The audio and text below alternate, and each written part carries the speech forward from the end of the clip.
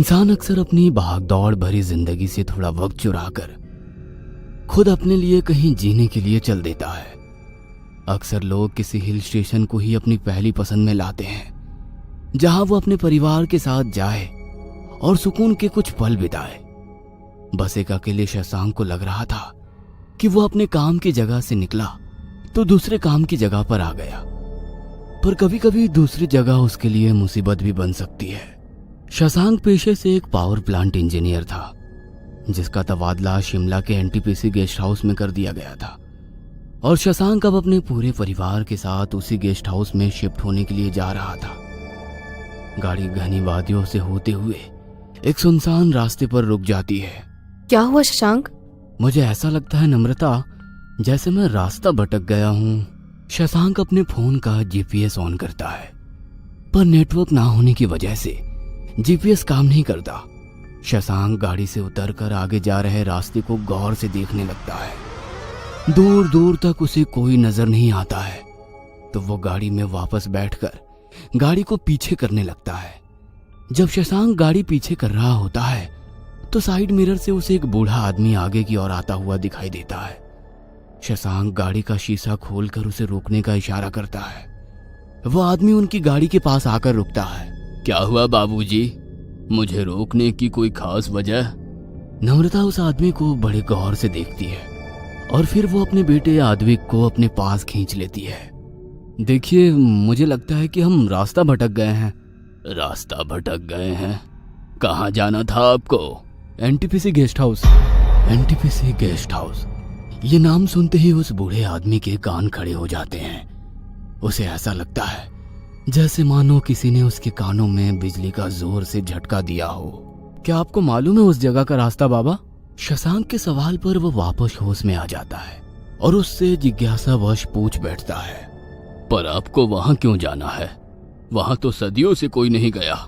शशांक उसे बताता है कि उसकी पोस्टिंग करी गई है और शाम भी होने वाली है, इसीलिए उसे वहां जल्दी पहुंचना है। वो बूढ़ा आदमी पहले तो शशांक को वहां जाने से रोकता है, पर शशांक उसे फिर से जोर से डांटने लग जाता है। अंदर बैठी नम्रता को अजीब सा डर लगना शुरू हो जाता है कि तभी वो उस बूढ़े आदमी के मुंह से कुछ अजीब सुनती है, जो उसे सदमे की तरह लगता है। उस घर में डायन का डेरा है बेटा, तू समझ जा मेरी बात, वरना इंसान अगर रोने के बाद पछतावा करे तो उसका रोना व्यर्थ होता है। शशांक ने उस बूढ़े आदमी की ओर गुस्से से देखा और उस पर चिल्लाने लगा, ए, तू पागल है क्या? हाँ, एक तो हम दिन भर के थके हैं, ऊपर से तू हमें और मत पका। बंद कर अपनी ये चुड़ैल डायन की कहानी। शशांक वापस गाड़ी में आकर बैठ गया और तेजी से गाड़ी का दरवाजा बंद कर दिया कि इतने में वो बूढ़ा आदमी नम्रता की ओर आया और बच्चे की तरफ इशारा करके कहने लगा, इस बच्चे की खातिर वहां मत जा बेटा, ये मासूम बलि चढ़ जाएगा। वहां एक औरत थी जो अपना ही बच्चा मार कर खा गई, तब से वहां खौफ का घेरा है। ये सब सुनकर नम्रता के चेहरे की हवाइयां उड़ने लगी। वो आदमी आगे बताने लगा, उस औरत की भूख आज तक नहीं मिटी है बेटा। जब भी कोई मासूम जान आती है तो वो वापस आ जाती है। नम्रता ने आद्विक को सीने से दबा लिया कि शशांक इतने में वहां से गाड़ी बढ़ाकर चल दिया। नम्रता खौफ में बैठी थी। इतने में शशांक का मोबाइल रिंग हुआ। शशांक ने फोन उठाकर देखा तो उसमें नेटवर्क आ गया था। जीपीएस की लोकेशन ने बताया कि गेस्ट हाउस सीधे जाकर ऊपर पहाड़ी में बना है। क्या हमें वहां जाना चाहिए शशांक? तुम बेकार में डर रही हो नम्रता, उसकी बातें काल्पनिक है। अरे इन लोगों का धंधा होता है। नम्रता के चेहरे पर डर था। वो ये नहीं समझ पा रही थी कि उसे वहां आद्विक के साथ जाना चाहिए या नहीं। कहीं उस बूढ़े आदमी की बातों में सच्चाई तो नहीं थी। नम्रता इन्हीं सब बातों में उलझी हुई थी कि अचानक गाड़ी के ब्रेक्स लगे। नम्रता ने मुड़कर देखा तो वो गेस्ट हाउस आ चुका था। शाम के 5 बजे थे। पहाड़ी में बना ये गेस्ट हाउस काफी आकर्षित कर देने वाला था। शीशों के साथ दरवाजे भी कांच के थे। हवा का बहाव चारों तरफ आ रहा था, ऐसी कि बहती हुई हवा की साएं साफ साफ सुनाई दे रही थी। उस गेस्ट हाउस में एक ड्राइंग रूम और 2 बड़े बड़े कमरे थे और उसी गेस्ट हाउस के पीछे पहाड़ी में पड़े थे कुछ नरकंकाल। नम्रता ने गेस्ट हाउस को गौर से देखा। कि इतने में शशांक पीछे से एक भारी सूटकेस लेकर आया और उसे रखकर अपनी जेब से चाबी निकाली और गेस्ट हाउस का दरवाजा खोला। जैसे ही दरवाजा खोला, सामने बने शीशों पे अजब सी चमक पड़ी। नम्रता की गोद में आद्विक सो गया था। नम्रता धीरे धीरे अंदर आई और आते ही आद्विक को अंदर कमरे में लिटा दिया। नम्रता बाहर आई तो उसने देखा कि शशांक ने उस भारी से सूटकेस को साइड वाली दीवार पर टेक लगा दिया था। वह उसके पास आई और बोली, हमने यहाँ आकर ठीक तो किया ना शशांक? तुम अभी तक उस बूढ़े की बात दिल से लगाकर बैठी हो क्या नम्रता?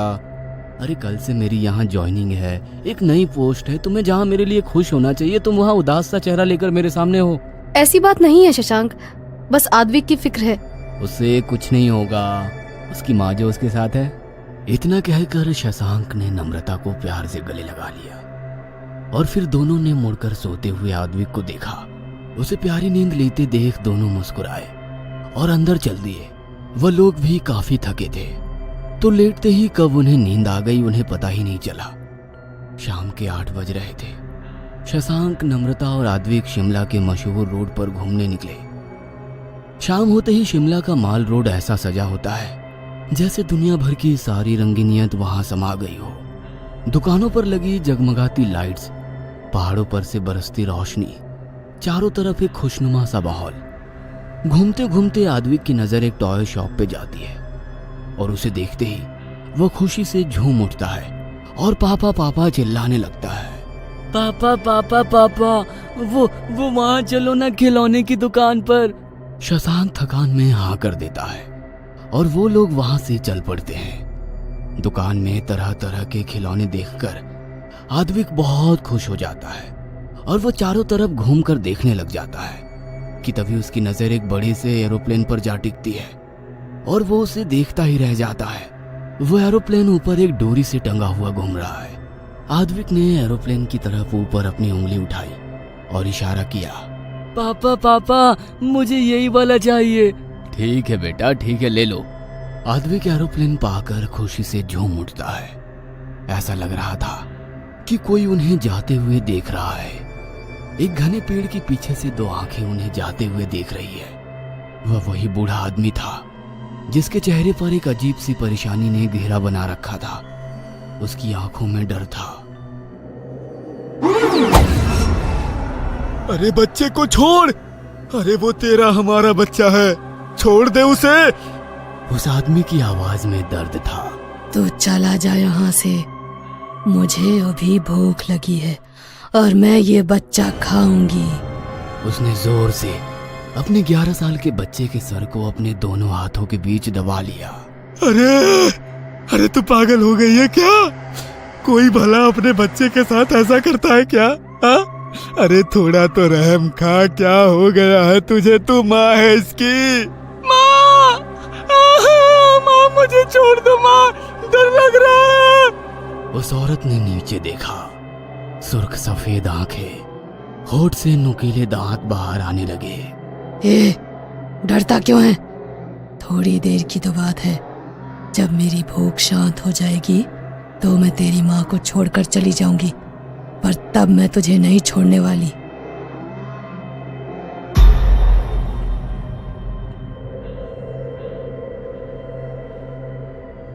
उस बूढ़े आदमी की आंखों में एक अलग ही खौफ था, उसी 35 साल पहले हुई घटना का। उसके मन में एक अलग ही बात चल रही थी कि कहीं गेस्ट हाउस के पीछे बनी पहाड़ी पर पड़े नरकंकालों को सूंघकर वो वापस आ जाए और कहीं फिर से एक माँ अपने बेटे का शिकार ना कर ले। कहीं वो डायन हवा में उड़कर वापस उन नरकंकालों का भोग करने आई और उसने इस परिवार को देख लिया तो अनर्थ हो जाएगा। यह सब सोच के उसकी रूह सिहर उठी। नम्रता उठकर आद्विक को ढूंढते हुए कमरे से बाहर आई और मेन हॉल में देखा। उससे वो दंग रह गई। उसके सामने एक काली परछाई दीवार से टेक लगाकर घुटनों के बल बैठी थी। वो लगातार अपने दांत किटकिटाए जा रहे थे। पास की खिड़की खुली थी जिससे पीछे पड़े हुए नरकंकालों की बदबू उड़कर अंदर की ओर आ रही थी। तभी नम्रता की नजर अचानक ऊपर गई। एरोप्लेन वाला खिलौना ऊपर हवा में लटका हुआ है बिना किसी सहारे के। आद्विक एक तरफ डरा हुआ खड़ा है। वो डायन उठी और नम्रता की तरफ चीख पड़ी। सुर्ख सफेद आंखें, सूखा हुआ शरीर जिस पर काफी गंदगी है। उसका पूरा शरीर बदबू मार रहा है। नुकीले दांतों से अपनी जीभ को रगड़ते हुए वह आद्विक को देख रही थी। आद्विक के पास आते आते वो अचानक नम्रता की तरफ मुड़ी और उसे घूरने लगी। नम्रता की चीख शशांक के कानों में पड़ी तो उसने हड़बड़ी में बिस्तर छोड़ा और बाहर आया। शशांक घबराया हुआ बाहर आया। उसकी आंखों के सामने जो नजारा था वो डरा देने वाला था। सामने नम्रता खड़ी थी खुले बालों के साथ। उसकी आंखें सुर्ख सफेद थी, होठों से लार टपक रही थी और उसकी जीभ उसके नुकीले दांतों के बीच रगड़ रही थी। शशांक घबराया हुआ बोला, आद्विक! आद्विक उस डायन की पकड़ में था। वो रो रहा था मां मां करके। उसका सर उसके हाथों के नुकीले पंजों के बीच में फंसा था। वो डायन उसके सर पर कभी फूंक मारकर उसके बाल उड़ाती तो कभी उसके बालों को अपने नुकीले नुकीले नाखूनों से सहलाती। नम्रता!